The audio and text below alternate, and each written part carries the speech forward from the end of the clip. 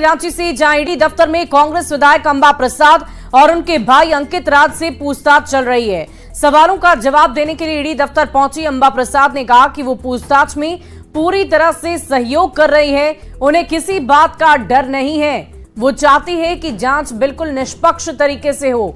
एक सवाल के जवाब में उन्होंने कहा कि ईडी में लगातार समन के दौर की वजह से वो इस बार लोकसभा चुनाव नहीं लड़ पा रही है।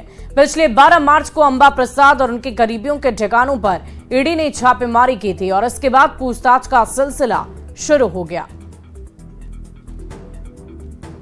तारीख का पता चला तो हमने कुछ समय मांगा तो 5 तारीख का डेट दे दिया गया और क्योंकि हम कहीं और ऑक्यूपाइड थे, पहले से ही कार्यक्रम तय था, जगह दीजिएगा तब लगाने का। हमने 15 दिन का समय मांगा था लेकिन वो नहीं मिला, तो 8 तारीख का समय आज मिला। किस मामले में आपको समन किया गया? मुझे पता ही नहीं है, मैं तो बताया गया होगा ना समन जब दिया गया। जितना आपको पता है उतना ही हमको भी पता है। अच्छा, समन आपको किस रूप पे ले रही है? उनका कहना था कि ईडी जो है एक अच्छा एसेट है और उनका मैं पूरा सपोर्ट कर रहा हूँ। वो चाहते हैं कि ईडी उनके एक एक केस का जांच करे, क्योंकि वो हमेशा से ही कभी सीआईडी इन्वेस्टिगेशन, कभी सीबीआई इन्वेस्टिगेशन के लिए हमेशा चिट्ठियां लिखते रहे, क्योंकि उनके ऊपर इतनी सारी जो केसेस हुई है उसमें बहुत तरह से उनको फंसाया गया है, साजिश के तहत केस हुई है। तो वो चाहते हैं कि जिसमें वो कन्विक्ट भी हुए हैं उसको भी जांच किया जाए।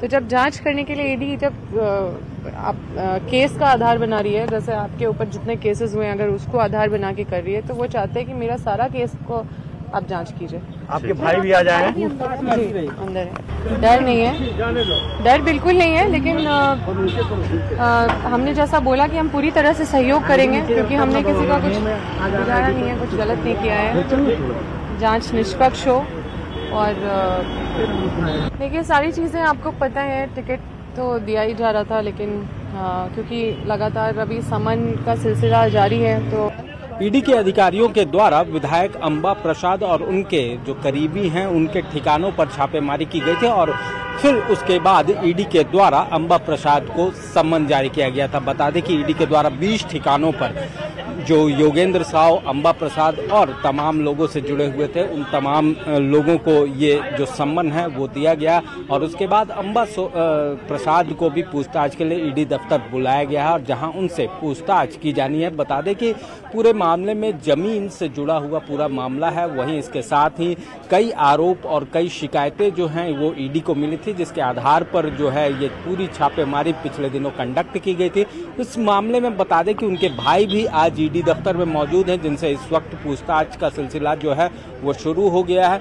तो वहीं दूसरी तरफ उनके पिता और उनके चाचा से भी पूछताछ की जा चुकी है। तो अब पूरे इस पूछताछ की प्रक्रिया में अंबा प्रसाद भी पहुंच चुकी है। अब देखना होगा कि अंबा प्रसाद से किस तरह से पूछताछ होती है और ईडी जो है वो किस तरह से इस केस को आगे बढ़ाती है। लेकिन साफ तौर से जिस तरह से ईडी के द्वारा तमाम जगहों कड़ियों को जोड़ने का प्रयास किया जा रहा है, उससे हो सकता है कि आने वाले दिनों में अंबा प्रसाद की मुश्किलें बढ़ सकती है। अंबा प्रसाद आज अपने साथ सम्मन की कॉपी और आधार कार्ड लेकर ईडी के दफ्तर पहुंची है। अब ईडी के अधिकारी उनसे पूछताछ शुरू करेंगे तो उसके बाद तमाम चीजें जो हैं वो स्पष्ट हो पाएंगी। कैमरामैन संजीव तिवारी के साथ ओम प्रकाश, न्यूज़ 18 रांची। अगली खबर राजधानी रांची से, जहां तुपुदाना ओपी की पूर्व प्रभारी मीरा सिंह सवालों का जवाब देने के लिए ईडी दफ्तर पहुंच गई।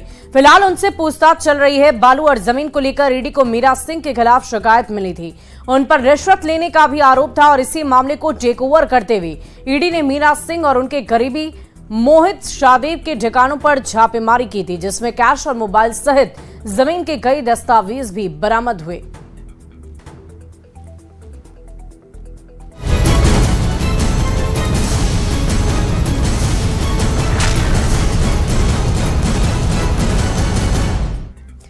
वहीं झारखंड प्रदेश बीजेपी अध्यक्ष बाबूलाल मरांडी ने कांग्रेस के घोषणा पत्र पर जमकर निशाना साधा है। रांची में प्रेस कॉन्फ्रेंस में उन्होंने कहा कि कांग्रेस ने घोषणा पत्र में न्याय और गारंटी की बात की।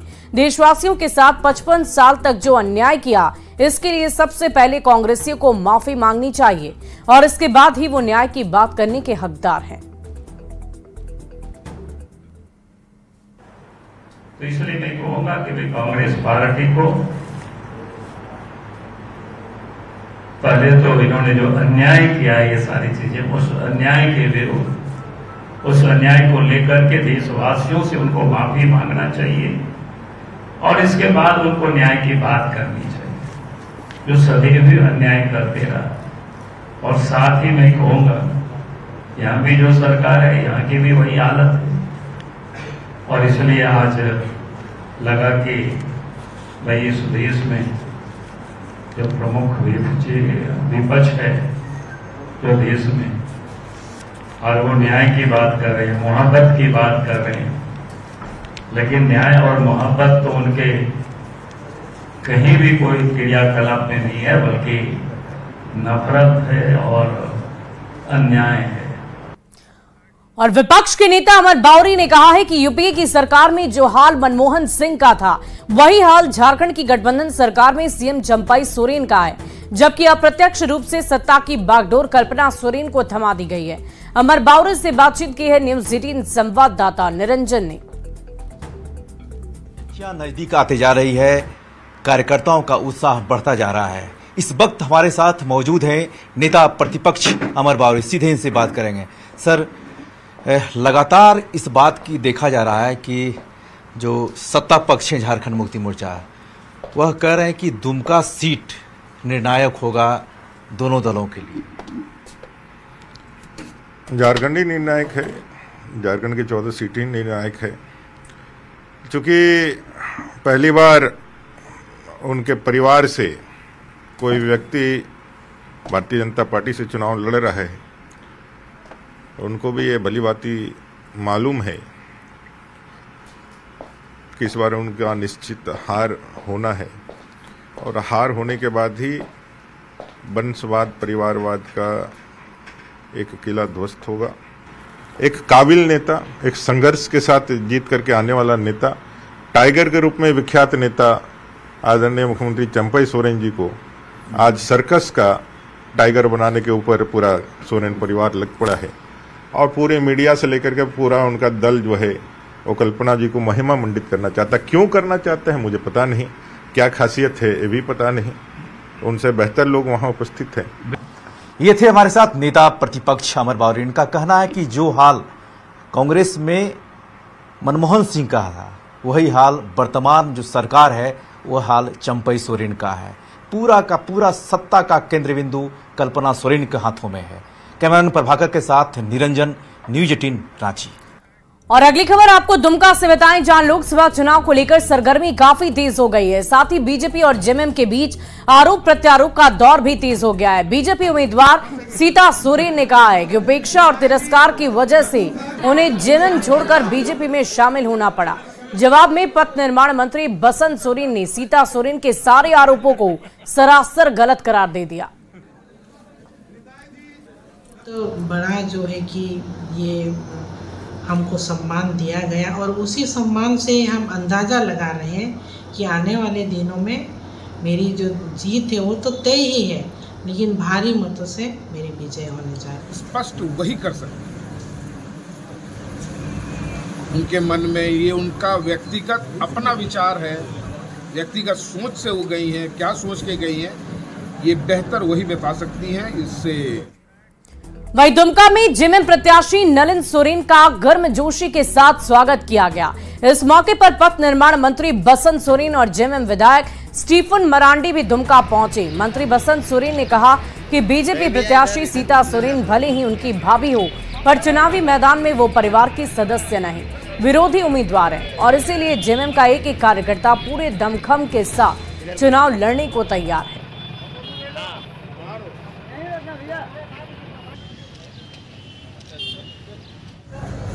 प्रत्याशी के साथ होता है और जैसे चुनाव में होता है हम लोग उसी तरीके से चुनाव लड़ेंगे और वही भूमिका रहेगी हम लोग। उनके मन में ये उनका व्यक्तिगत अपना विचार है, व्यक्तिगत सोच से वो गई हैं, क्या सोच के गई हैं ये बेहतर वही बता सकती हैं। इससे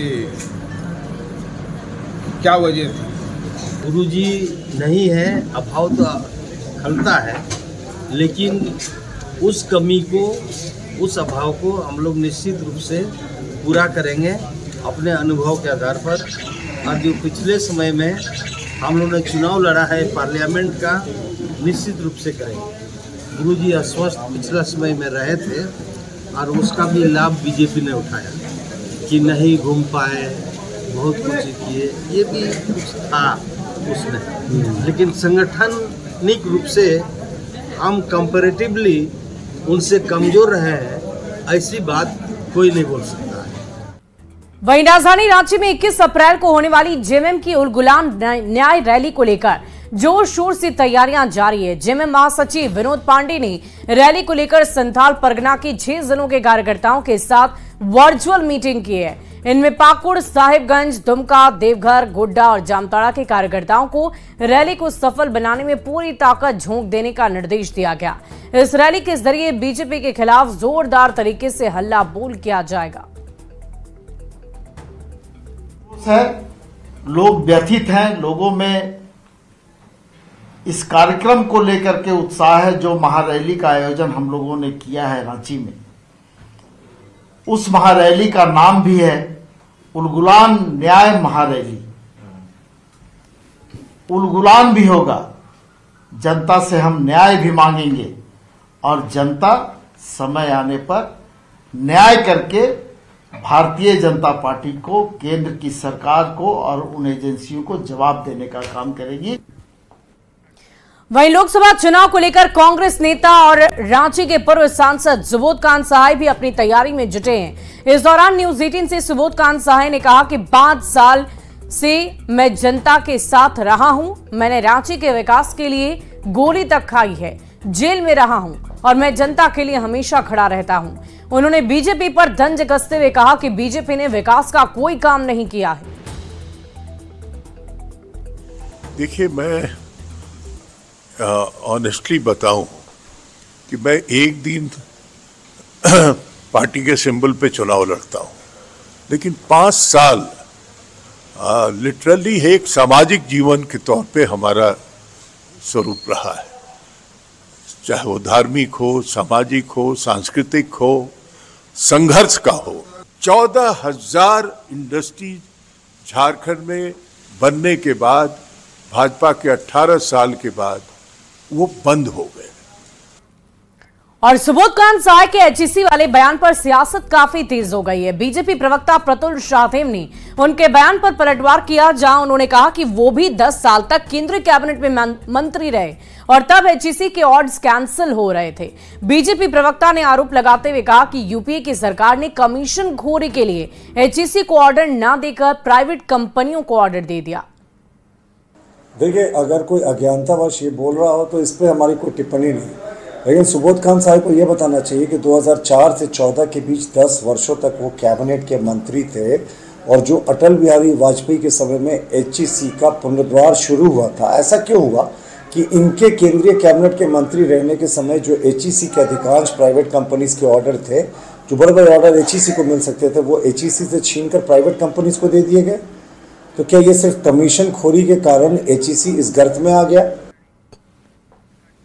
वहीं झारखंड में इंडिया अलायंस के अंदर सीट को लेकर अब भी खींचतान जारी है। चतरा लोकसभा सीट पर आरजेडी ने अपना दावा नहीं छोड़ा है। आरजेडी कोटे के मंत्री सत्यानंद भोक्ता ने कहा कि पार्टी ये सीट कई बार जीत चुकी है और इसीलिए इस सीट को लड़ने का मौका आरजेडी को मिलना चाहिए। उन्होंने कहा कि अगर गठबंधन दल को ये सीट मिलती है तब चतरा की माटी का उम्मीदवार होना चाहिए। साथ ही कहा कि बाहरी उम्मीदवार को जनता स्वीकार नहीं करेगी। सीट वहाँ बिहार का बॉर्डर है, सटा हुआ है, वो वहाँ का अभी तक वहाँ वातावरण माहौल आरजेडी के पक्ष में है। अगर जीतना है तो आरजेडी को ही लड़ना चाहिए और गठबंधन में ऐसे जो भी निर्णय होगा सर्वमान होगा। लेकिन हम भी आग्रह किए हैं इंडिया गठबंधन से कि जो भी कैंडिडेट होगा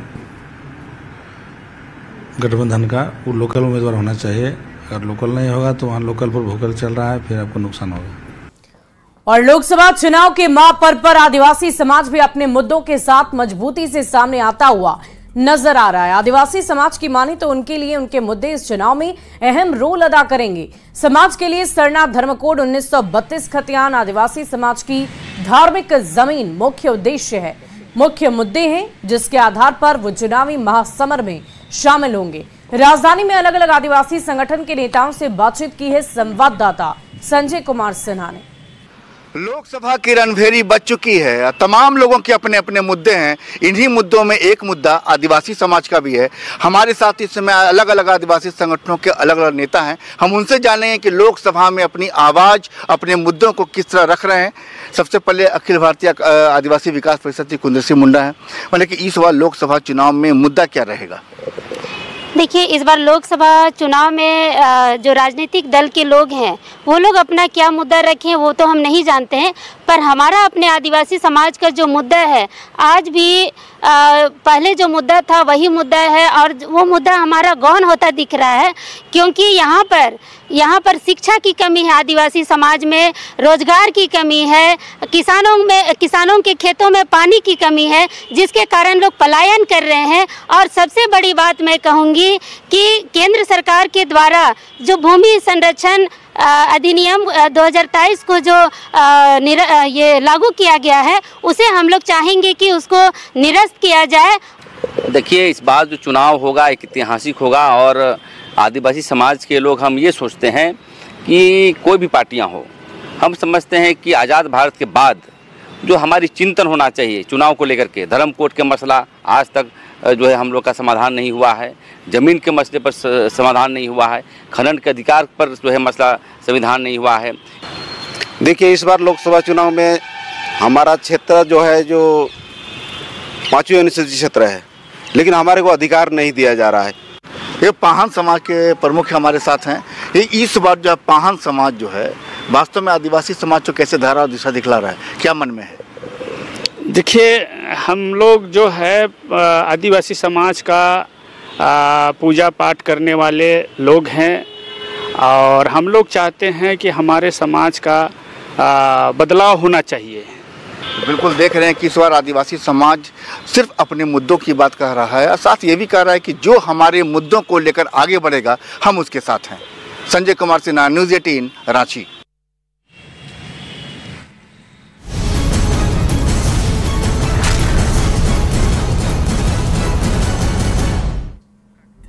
खबर बोकारो से, जहां जमीन कारोबारी और पूर्व वार्ड पार्षद सुनील महतो को प्रिंस खान गिरोह की कथित सदस्य की ओर से धमकी दे दी गई है। धमकी दे रहे व्यक्ति ने घर में बम से हमला करने की धमकी दी, जिसके बाद पीड़ित कारोबारी ने चीरा चास ओपी में लिखित शिकायत दर्ज कराई है, जिसके बाद पुलिस पूरे मामले की पड़ताल में जुटी हुई है। एसडीपीओ ने बताया कि इस मामले में धर्मेंद्र राय को नामजद अभियुक्त बनाया गया है। पुलिस इसमें जमीन से जुड़े एंगल के साथ प्रिंस खान का लिंक भी तलाश रही है।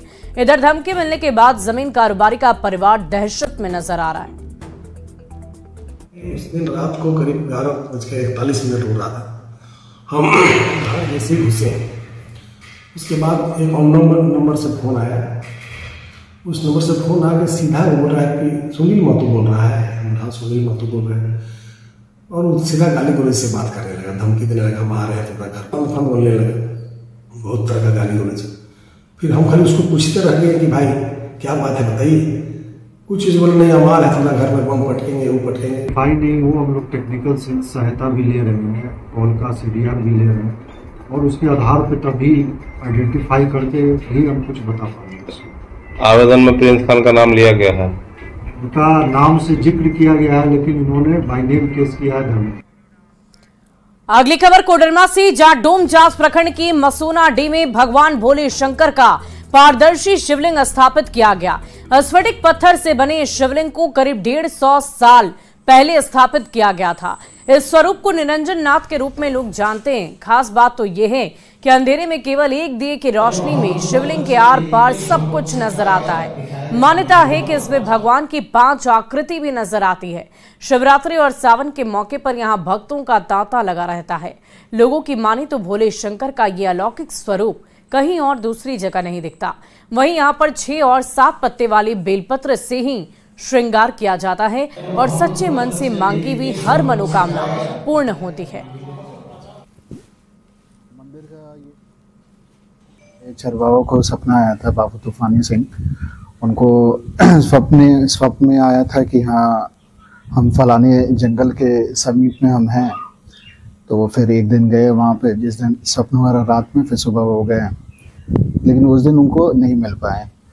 फिर अगले दिन फिर स्वप्न आया कि हम उसी जगह पे हैं, तो उस दिन गए, फिर अगले दिन गए, फिर वहाँ पे खुदाई उदाई हुआ तो ये शिवलिंग जो है स्फटिक के शिवलिंग वहाँ पे उनको मिला। उसके बाद चंदन, फूल, 5 पत्ते, 6 पत्ते, 7 पत्ते, 8-9 पत्तों तक के बिलपत्र से इनका श्रृंगार होता है। और श्रृंगार होने के बाद जो काशी विश्वनाथ का जो श्रृंगार था वही श्रृंगार हमारे ये, इनका नाम है बाबा निरंजन नाथ, इनका श्रृंगार होता है। और इस मंदिर का खासियत यह है कि इस मंदिर में जो रो के आता है वो हंस के जाता है, जो हंसता है सब दिन हंसते रहता है। और सरायकेला में ग्रामीणों ने पुलिस प्रशासन के खिलाफ जमकर नारेबाजी की और वोट बहिष्कार का ऐलान कर दिया। मामला चांडिल थाना क्षेत्र का है, जहां कर्ण महतो के हत्यारे की गिरफ्तारी की मांग को लेकर ग्रामीणों ने मोर्चा खोल दिया और न्याय न मिलने पर वोट न देने की चेतावनी दी है। जानकारी के अनुसार 6 मार्च को गांव के युवक कर्ण महतो की हत्या कर दी गई थी और आज तक पुलिस हत्यारे को गिरफ्तार नहीं कर पाई। ग्रामीणों का आरोप है कि पुलिस आरोपी को बचाने की कोशिश कर रही है और ऐसे में गुस्साए ग्रामीणों ने 2 टूक कहा कि अगर हत्यारे की गिरफ्तारी नहीं होती है तो वो लोकसभा चुनाव का बहिष्कार कर देंगे। रिपोर्ट आने से हम लोग कार्रवाई करेंगे, कल रिपोर्ट आने से हम लोग कार्रवाई करेंगे। आज 1 महीना होने जा रहा है, सारा सबूत उनके पास है, मतलब फिर भी अभी तक कुछ कार्रवाई नहीं हुई। सरकार बनाने का क्या फायदा सर, जब कानून का नियम ही नहीं चल रहा है। तो सर बस वो चीज़ बोली आपको, वो आज 1 महीना से पार हो रहा है, जो हम लोग का डीएसपी साहब का कहना था कि एसआईटी टीम का गठन कर रहा है, आज 1 महीने से पार होने, एसआईटी में क्या किया अभी तक? वोट का बहिष्कार करना हमारा अधिकार नहीं है सर, लेकिन हमें तो न्याय चाहिए ना, हमें न्याय के लिए हम लड़ रहे हैं। यहाँ पर जैसे कि जो भी नेता है, नेता भी जैसे लग रहा है मिले हुए हैं, इतना दिन हो गया फिर भी नेता भी कुछ भी नहीं कर रहे हैं। न्याय मिलने से वोट होगा, नहीं तो नहीं होगा। वोट बहिष्कार होगा, न्याय मिलेगा तब वोट होगा, नहीं तो नहीं होगा। और अगली खबर आपको रामगढ़ से बताएं, जहां पतरातू प्रखंड के सरैया टोला में 1978 से बासंती दुर्गा पूजा का आयोजन हो रहा है और इस बार यहां पर 3 लाख की लागत से दक्षिण भारत के प्रसिद्ध मंदिर के प्रारूप के आधार पर पंडाल बनाए जा रहे हैं, जिसे बनाने में बंगाल से आए कारीगर जुटे हुए हैं। इस बार दुर्गा पूजा के साथ ही 3 दिन का यज्ञ भी है और अधिक जानकारी दे रहे हैं रामगढ़ संवाददाता जावेद खान। इस वक्त मैं मौजूद हूँ पतरातू प्रखंड के सरैया टोला में। आप हमारे पीछे देख सकते हैं, ये जो पंडाल बन रहा है बासंती दुर्गा पूजा का पंडाल बन रहा है। यहाँ पर वर्ष 1978 से बासंती दुर्गा पूजा की शुरुआत यहाँ का स्थानीय ग्रामीणों ने आपसी चंदे से की है, जो अब भी जारी है। इस बार दक्षिण भारत का मंदिर का प्रारूप बन रहा है। इसके पंडाल के निर्माण पर 3 लाख रुपए का खर्चा रहा है। यह जो है हमारे मिस्त्री सब जितने आए हैं, यह बंगाल से आए हुए हैं या कलकत्ता के हैं, दिन रात कर करके यहाँ से 14 से 16 मिस्त्री अभी डेली जो है 24 घंटा काम कर रहे हैं। खास होने वाला है इस बार दुर्गा पूजा में, आपका बासंती दुर्गा पूजा में बहुत सुंदर मेला लगने वाला है। श्री श्री बासंती दुर्गा पूजा में मीना बाजार का भी आयोजन है, हनुमान जी का मंदिर का भी निर्माण हुआ है, इनका प्राण प्रतिष्ठा है 7वीं को। अच्छा, मतलब इस बार आप लोग भव्य दक्षिण भारत का मंदिर का प्रारूप बना रहे हैं। इस बार दक्षिण बासंती दुर्गा पूजा। बासंती दुर्गा पूजा। तो आप बताना चाहेंगे यहाँ पर जो मिस्त्री हैं कितने लोग काम कर रहे हैं आप लोग? जो डेली का 12 आदमी 12-14 आदमी है। हाँ। कितना ऊंचाई है इसका? 50 फीट। अच्छा, चौड़ाई 60 फीट। 60 फीट है। पूरा भव्य बनेगा। कब से दुर्गा पूजा की शुरुआत हुई है? यहाँ पर 1978 से यहाँ के ग्रामीणों के सहयोग से पूजा का शुरुआत हुआ है और अभी निरंतर अभी जारी है और दिन प्रतिदिन मैंने भव्य। क्या खास होने वाला है इस बार? खास तो होने वाला है कि अब जो हमारे यहाँ हनुमान जी का मंदिर का निर्माण हुआ है उसमें प्राण प्रतिष्ठा होगा और साथ ही साथ 3 दिवसीय यज्ञ का भी आयोजन किया गया है। अच्छा, और 10वें के दिन अस्त्र प्रतियोगिता का आयोजन भी होता है? हाँ, ये तो प्रत्येक वर्ष होता है और मेला भी लगता है, मीना बाजार भी आती है। में कहा जा सकता है कि इस बार जो सरैया टोला का बासंती दुर्गा पूजा होगा काफी भव्य होगा, काफी आकर्षक होगा। जावेद खान, न्यूज़ 18 रामगढ़।